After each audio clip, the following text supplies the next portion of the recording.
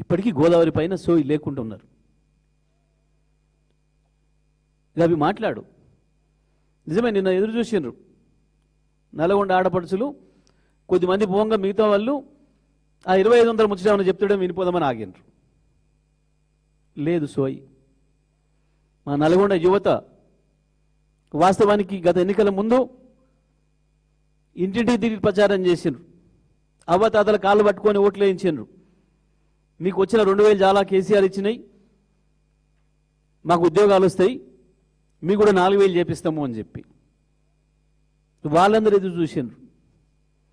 మా ఉద్యోగాల గురించి ఏమైనా చెప్తాడేమో అని, మాకు 4000 పెన్షన్ గురించి ఏమైనా చెప్తాడేమో అని ఎదురు చూసిండ్రు.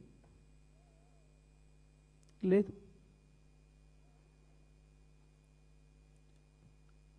₹1000 ఇస్తానన్న మాట నిలబెట్టుకుంటాడేమో, ఏమైనా చెప్తాడేమో, మా ఆటో కార్మికులు, మా రైతు కూలీలు ఎదురు చూసిరు. లేదు.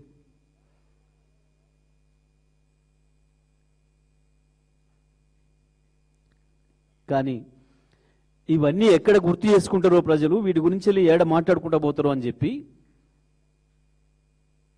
గదే చేతవాగుడు, మళ్ళీ గదే రోత మాటలు తప్ప జిల్లా కొరగబెట్టింది ఏం లేదు. తెలుసు నల్గొండ జిల్లా ప్రజలకి. నిజమే, మూసి గురించి వెళ్ళి నిజమే, మేము మూసి కంపుతోనే చచ్చిపోతున్నాము అని అంటే నీ నోటి నుంచి వచ్చిన కంపు ఇంకా దరిద్రం వాసన చేసిపోతుంది. ఆడ వచ్చినప్పుడల్లా మూసి కంపు మించిన కంపు కొడుతుంది నీ అసహ్య మాటల వల్ల.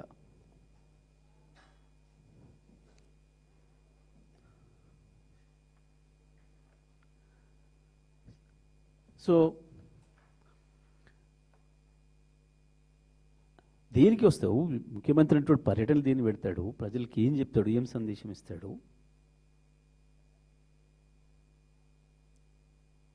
ఎస్ఎల్బిసి గురించి మాగినావు.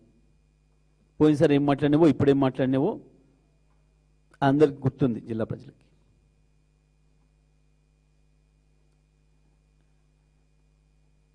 రేవంత్ రెడ్డి, నువ్వు నల్గొండ జిల్లా ప్రజలకు క్షమాపణ చెప్పాలి. నువ్వు చేసిన ద్రోహానికి, నువ్వు చేసిన మోసానికి.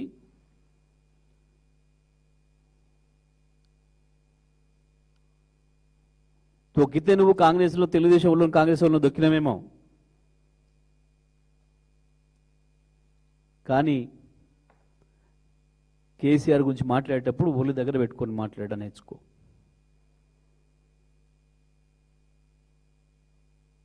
కేసీఆర్ తొక్కాలనుకుంటే ప్రభుత్వంలోకే రావాల్సిన అక్కర కూడా ఏం లేదు. నిజమే, కేటీఆర్ పర్యటన మీద ఏడుస్తున్నావు. ఒకసారి కేటీఆర్ వెనుకబడిని సిఐడిల వీడియో పెట్టుకో, తెలుస్తుంది ప్రజలు ఎట్లా ఆదరిస్తున్నారు. దారెంబడి పోతుంటే కార్లో పోయేటోళ్ళు కావచ్చు, బస్సులో పోయేటోళ్ళు కావచ్చు, ఆటోలో పోయేటోళ్ళు కావచ్చు, మోటార్ సైకిల్ మీద పోయేటోళ్ళు కావచ్చు, భార్య పిల్లలతో పోయేటోళ్ళు కావచ్చు, హాయిగా వచ్చి ఎట్లా విజ్ చేస్తున్నారు, ఏ రకంగా ఫోటోల కొరకు అడుగుతున్నారు. హైదరాబాద్లో పోతుంటే అపార్ట్మెంట్ల నుంచి వెళ్ళి ప్రజలు ఎట్లా, మహిళలు ఎట్లా బిహేవ్ చేస్తున్నారు, మళ్ళీ మీరే రావాలని. నీ పర్యటన ఒకసారి చూసుకో, నేను నల్గొండ పర్యటన చూసుకో. నీ కాంగ్రెస్ కార్యకర్తలే అసహ్యంగా తిట్టుకుంటూ పోయినారు నీ గురించి. మళ్ళీ ఎట్లా వస్తారా ఈడికి జిల్లాకు అనుకుంటూ పోయినారు. నీ ఎమ్మెల్యేలు భయపడే పరిస్థితికి వచ్చిండ్రు.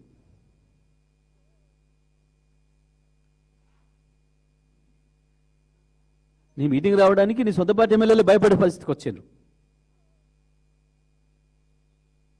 గాలం దొక్కుతామేమో కానీ బీఆర్ఎస్ సైనికుడిని ముట్టుకోవడం నీ తరం కాదు, నీ తాత తరం కాదు, గుర్తుపెట్టుకో. తొక్కితే దొక్కొచ్చు నీ కాంగ్రెస్ పార్టీలో, తెలుగుదేశంలో ఆనాడు వాళ్ళని దొక్కొచ్చు సీనియర్లు, ఇవాళ కాంగ్రెస్ పార్టీలో దొక్కొచ్చు. కానీ వాళ్ళందరూ కూడా చూస్తున్నారు సందర్భం ఎప్పుడు వస్తే నిన్ను ఎట్ట దొక్కాలనా అని. అప్పుడు అడ్రస్ కూడా మిగిలదు. రాజకీయాల్లో పదవులున్నా మాజీలైనా ప్రజలు గౌరవించే పద్ధతిలో ప్రవర్తించడం నేర్చుకోవాలి.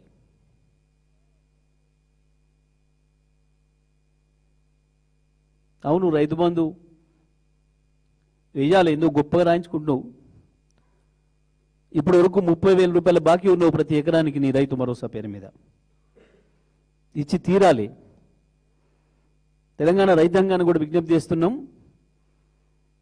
రేపటి నుంచి వేయబోయేది కూడా ఇప్పటివరకు బాకీ ఉన్నదే.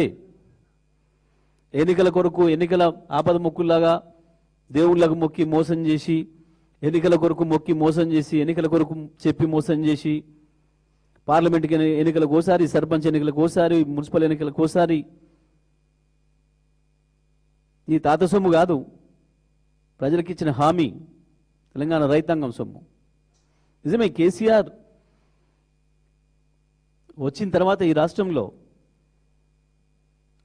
60,000 ఉన్న ఆదాయాన్ని, రాష్ట్ర ప్రభుత్వ ఆదాయాన్ని ఏడాదికి 3 లక్షలకు తెచ్చిండు.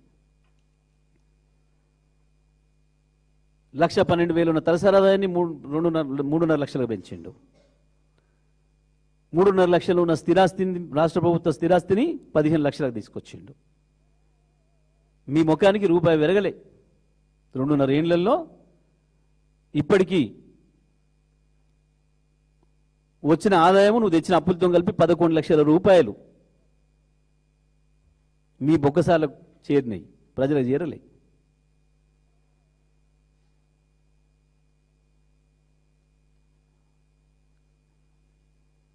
కేసీఆర్ అంటే అభివృద్ధికి కేర్ ఆఫ్. ఇవాళ భారతదేశంలోనే అభివృద్ధి గురించి ఎవరైనా మాట్లాడదలుచుకుంటే, అభివృద్ధి గురించి ఒక నమూనా తీసుకోదలుచుకుంటే అది కేసీఆర్ నమూనా, తెలంగాణ నమూనా ఇప్పటికి కూడా మొత్తం భారతదేశంలో.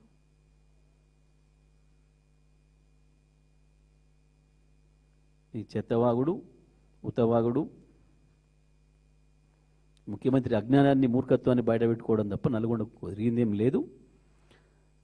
నల్గొండ జిల్లా ప్రజలకి ముఖ్యమంత్రి కావచ్చు, జిల్లా మంత్రులు కావచ్చు, ఇప్పటిదాకా చేసిన ద్రోహానికి క్షమాపణలు చెప్పాలి. వాస్తవానికి రవీంద్ర కుమార్ గారు.